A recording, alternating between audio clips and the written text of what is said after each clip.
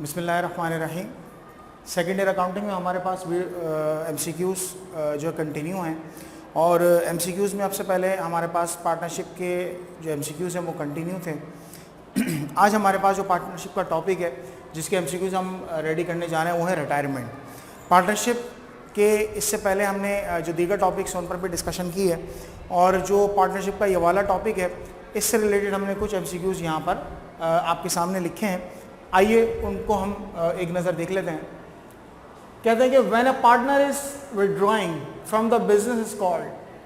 Partnership के business में अगर कोई पार्टनर बिजनेस से विड्रॉ करता है, विड्रॉ का मतलब बिजनेस से अपने आप को अलग कर लेता है, ठीक है, बिजनेस से अपने आप को खुद को सेपरेट कर लेता है, अलग कर लेता है, तो उस सूरत में वो जो बिजनेस है वो उस सूरत में जो मतलब क्या कहलाएगी ये चीज़ कि वो जो खुद को अलग कर रहा है, क्या वो फॉर्मेशन कहलाएगी, डिवीजन ऑफ प्रॉफिट, रिटायरमेंट या लिक्विडेशन?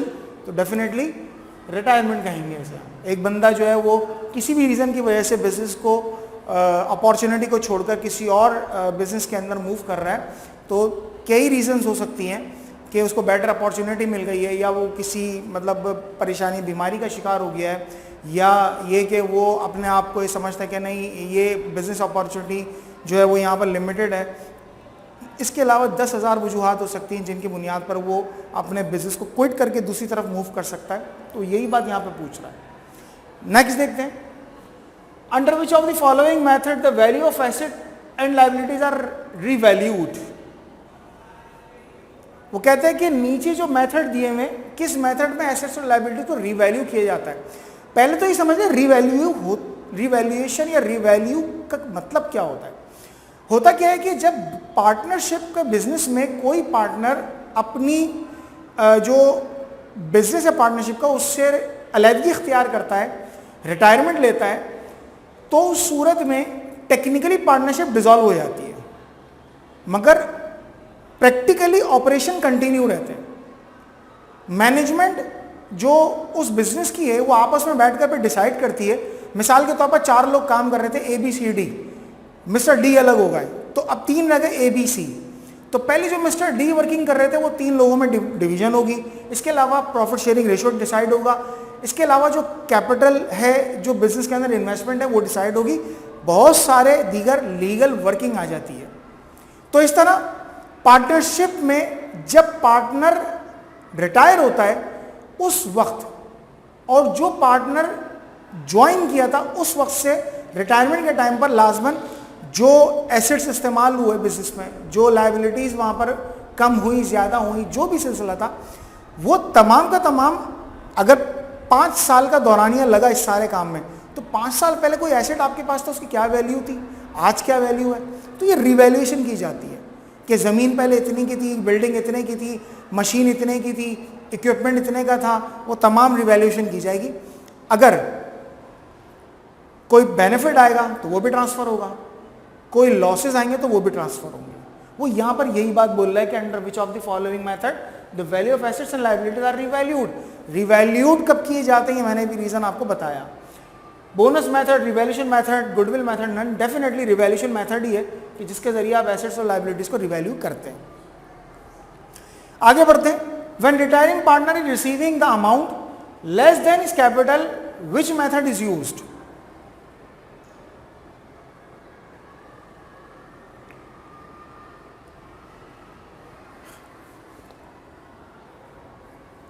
सॉरी ये लेस नहीं होगा, ये मोर होगा।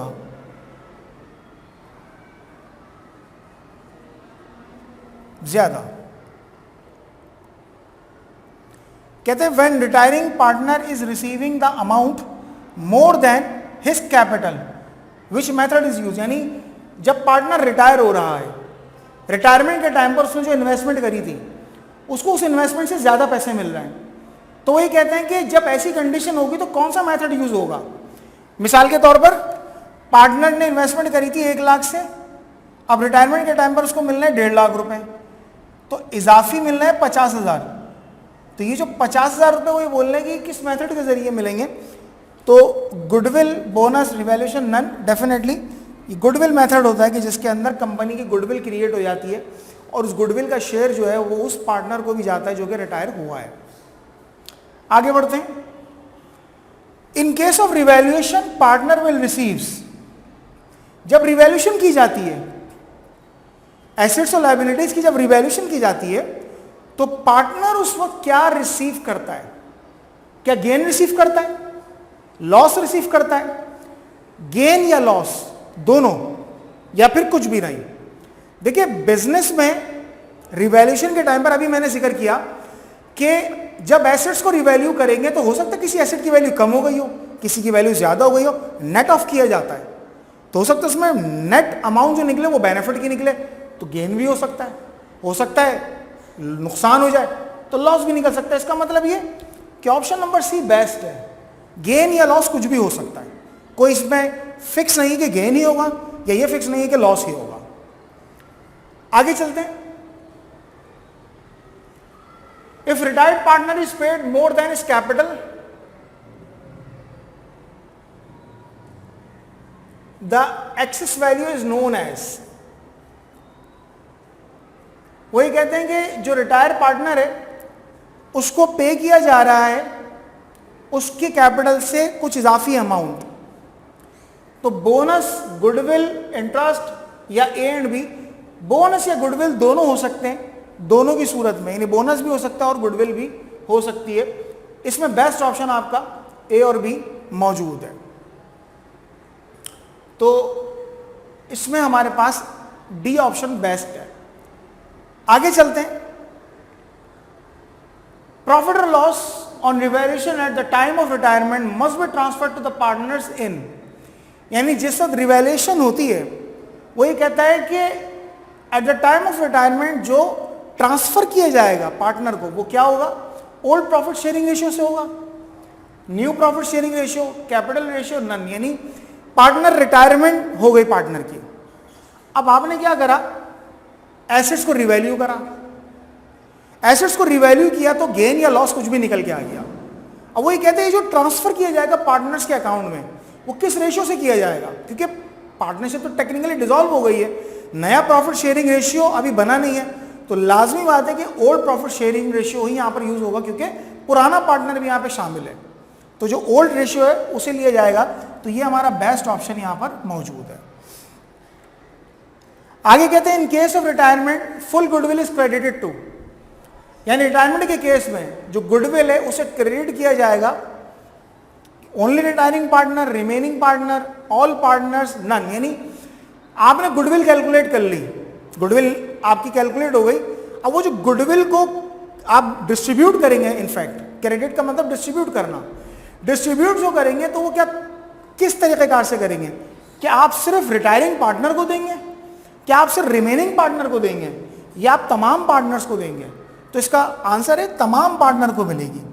लाजमी बात है कि जब गेन या लॉस सबको ट्रांसफर हो गए तो जो गुडविल है वो भी सबको ही ट्रांसफर होगी। ये तमाम शेयरिंग कर लेने के बाद फिर पार्टनर की रिटायरमेंट की जाती है।